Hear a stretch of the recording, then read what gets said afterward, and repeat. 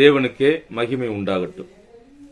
ஆண்டவராகிய இயேசு கிறிஸ்துவின் நாமத்தினால் உங்கள் யாவருக்கும் என் அன்பின் வாழ்த்துக்கள். எக்ஸோடஸ் டிவியின் அருளுரை துளிகள் என்ற நிகழ்ச்சியின் மூலமாக இந்த காலை வேளையில் உங்களை சந்திப்பதிலே நான் மிகவும் மகிழ்ச்சி அடைகிறேன். இன்றைய காலை தியானத்திற்காக அப்போஸ்தலனாகிய பவுல் தீமோத்தேயுவுக்கு எழுதின முதலாவது நிருபம் 3ஆம் அதிகாரம் 16வது வசனத்தில் வரக்கூடிய ஒரு வார்த்தையை மையப்படுத்தி உங்களோடு சில விஷயங்களை நான் பகிர்ந்து கொள்ள விரும்புகிறேன். 1 தீமோத்தேயு 3ஆம் அதிகாரம் 16வது வசனத்தினுடைய 2வது பகுதி. அந்த வசனம், தேவன் மாம்சத்திலே வெளிப்பட்டார். தேவன் மாம்சத்திலே வெளிப்பட்டார். சரி, இந்த வார்த்தை ஆண்டவராகிய இயேசு கிறிஸ்து எவ்வாறு இந்த உலகத்தில் மனிதனாக வந்தார் என்பதையும், ஏன் தேவன் மனிதனாக இந்த உலகத்திற்கு வந்தார் என்பதையும் குறித்து விளக்கக்கூடிய ஒரு வார்த்தை அது. பாருங்கள், இந்த காலகட்டங்களில் உலக மக்கள் முழுவதுமே இயேசு கிறிஸ்துவினுடைய பிறப்பை கொண்டாடி வரக்கூடிய சமயம் இது. இப்படிப்பட்ட சூழ்நிலையில் இயேசு இந்த உலகத்தில் 2000 வருடங்களுக்கு முன்பதாக வந்தார். அது உண்மைதான். இந்த உலகத்தில் அவர் மனிதனாக தோன்றினார். அதுல எந்த ஒரு மாற்றமும் இல்லை. ஆனால் ஆண்டவராகிய இயேசு கிறிஸ்து இந்த உலகத்தில் அவர் வந்தார், பிறந்தார், வெளிப்பட்டார் என்கின்ற அந்த விஷயத்தை மட்டுமே நாம் கவனிக்கிறோமே ஒழிய, அவர் எதற்காக இந்த உலகத்தில் வந்தார் என்பது நாம் நினைப்பதில்லை. சோ இந்த காலை வேளையில் ஏன் அவர் இந்த உலகத்தில் வந்தார், அல்லது நாம் இப்படியாக சொல்லலாம், why God became man. Why God became man. தேவன் ஏன் மனிதனானார்? தேவன் ஏன் மனிதனாக இந்த பூமிக்கு வர வேண்டும்? அதற்கான சில ஆதாரங்களையும் அதற்கான பதிலையும் நான் சொல்ல விரும்புகிறேன். முதலாவது, why God became man.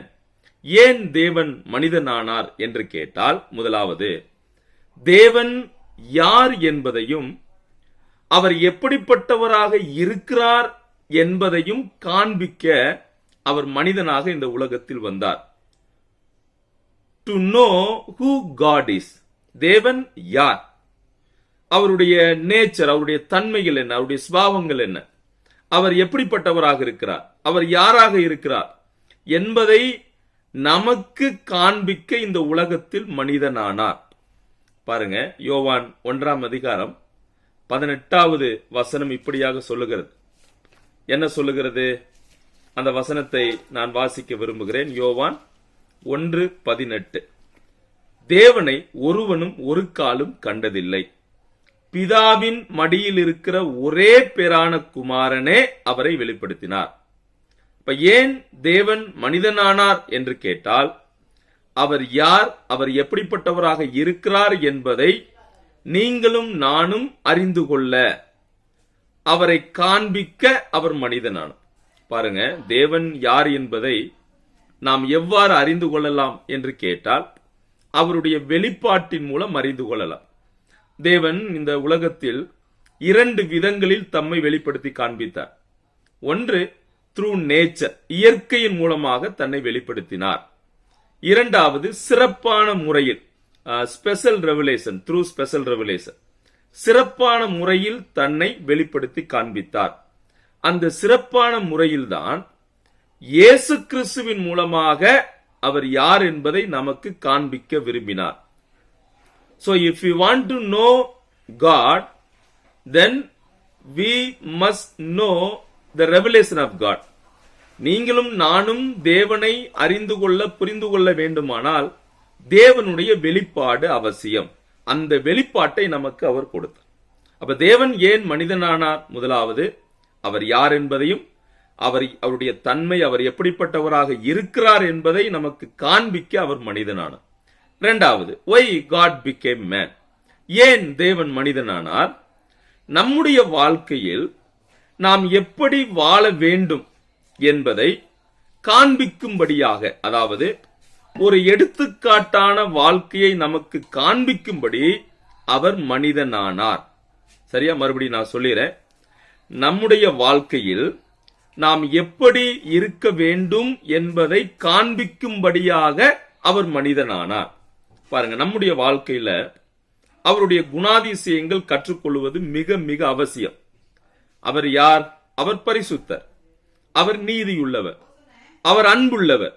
எனவே அப்படிப்பட்ட குணங்கள் நம்முடைய வாழ்க்கையில் இருக்க வேண்டும் என்பதை நமக்கு காண்பிக்க அவர் மனிதனாக இந்த உலகத்தில் வந்தார். 2 பேதுரு 2ஆம் அதிகாரம் 21வது வசனம் அதற்கு ஆதாரமாக இருக்கிறது. என்ன? நாம் அவரை பின்பற்றி செல்ல நமக்கு நல்ல ஒரு உதாரணத்தை, ஒரு எக்ஸாம்பிள் என்ன செய்திருக்கிறார்? வைத்திருக்கிறார். மூன்றாவது, why God became man? ஏன் தேவன் மனிதனானார்? to atone for man's sin. அதாவது மனிதனுடைய பாவத்திற்கு பரிகாரம் செய்யும்படியாக அவர் மனிதனானார். ஒன் மோர் டைம், தேவன் ஏன் மனிதனானார்? மனிதனுடைய பாவத்திற்கு பரிகாரம் செய்யும்படியாக அவர் மனிதனானார். எபிரேயர் 2ஆம் அதிகாரம் 14-15 போன்ற வசனங்களும், எபிரேயர் 10ஆம் அதிகாரம் 5-7 போன்ற வசனங்களும் அதற்கு ஆதாரமாக அமைகிறது. நான்காவது, why God became man? ஏன் தேவன் மனிதனானார்? தேவனுடைய வாக்கு தத்தங்களை நிறைவேற்றுவதற்காகவே அவர் மனிதனானார். to fulfill God's promises.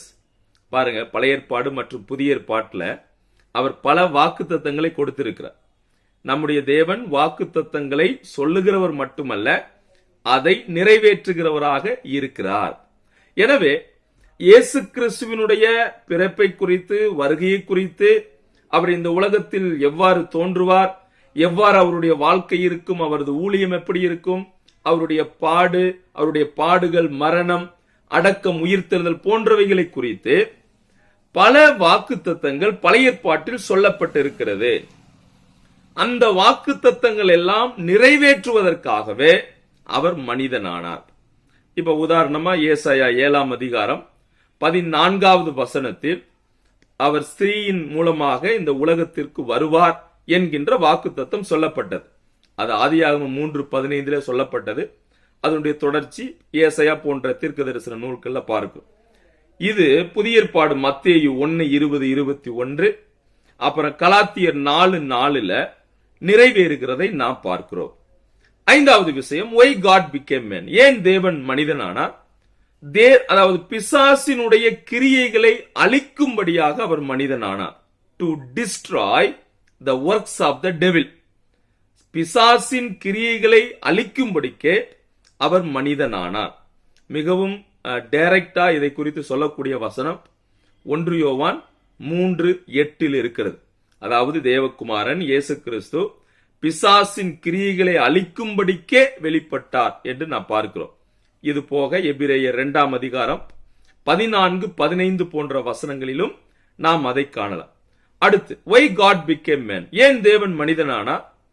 நமக்கு ஒரு மனதுருக்கம் உள்ள, சரியா, ஒரு மனதுருக்கம் உள்ள பிரதான ஆசாரியராக இருக்கும்படியாக அவர் மனிதனானார்.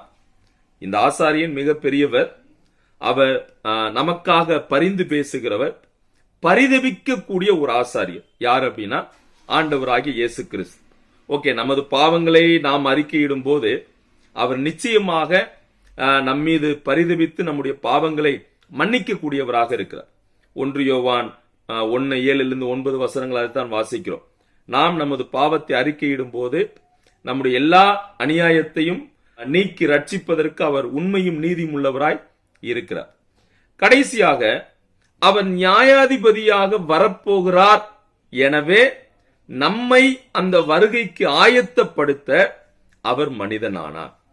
எனவே என் அன்பான சகோதர சகோதரிகள், இந்த காலை வேளையில் நாம் கற்றுக்கொண்ட இந்த சத்தியத்தை நாம் நினைவில் வைப்போம். ஏன் தேவன் மனிதனானார், அவர் யார் என்பதை நாம் அறிந்து கொள்ள, நம்முடைய வாழ்க்கையில் அவருடைய பாதையை பின்பற்றி நல்ல உதாரணமான ஒரு வாழ்க்கையை நாம் வாழ வேண்டும் என்பதற்காக மனிதனாக வந்து பல குணாதிசயங்களை நமக்கு வெளிப்படுத்தினார். அது மட்டுமல்ல, மனிதனுடைய பாவத்திற்கு நிரந்தரமான ஒரு பரிகாரம் செய்யும்படியாக அவர் மனிதனானார். அதாவது நான்காவது வேதத்தில் சொல்லப்பட்டுள்ள எல்லா வாக்குத்தத்தங்களை நிறைவேற்ற அவர் மனிதனானார். பிசாசின் கிரியைகளை அழிக்கும்படிக்கு அவர் மனிதனானார். நமக்கு ஒரு மனதுருக்கம் உள்ள பிரதான ஆசாரியராக இருப்பதற்கு அவர் மனிதராகிறார். கடைசியா is going to come one day, அவர் ஒரு நாளில் வரப்போகிறார், நியாயம் தீர்க்க வரப்போகிறார். எனவே அதற்கு முன்னதாக நம்மை ஆயத்தப்படுத்த அவர் மனிதனானார். சோ இந்த விஷயங்களை கற்றுக்கொண்டு தேவன் மனிதனாக இந்த உலகத்தில் வந்ததை எண்ணி அவருக்கு நன்றி செலுத்துவோம். ஏனென்றால் அவர் இந்த உலகத்தில் வந்தது நிமித்தமாக நீங்களும் நானும் இலவசமாக அவருடைய கிருபையினாலே நாம் அந்த ரட்சிப்பை பெற்றுக்கொண்டோம். சோ நீங்களும் நானும், இயேசு கிறிஸ்து உண்மையான தேவன், நான் பாவி, எனது பாவத்திற்காக அவர் சிலுவை மரணத்தை எடுத்துக்கொண்டார் என்பதை நாம் எப்போது விசுவாசித்தோமோ அப்போது அவருடைய பிள்ளைகளாக நாம் மாறினோம். எனவே அவர் மனிதனாக, தேவன் மனிதனாக வந்தது நம் எல்லோருக்கும் கிடைத்த மிக பெரிய பாக்கியம். நாம் யாவரும் ரட்சிப்படைந்தோம். அவரை விசுவாசிக்கிறவர்கள் ரட்சிப்படையலாம். சோ இந்த விஷயங்களுக்காக அவருக்கு நாம் நன்றி செலுத்தி நம்முடைய விசுவாச பாதையில், வாழ்க்கையில் முன்னேறி செல்ல ஆண்டவர் நமக்கு உதவி செய்வாராக. தேவனுடைய நாமம் மகிமைப்படட்டும். ஆமென்.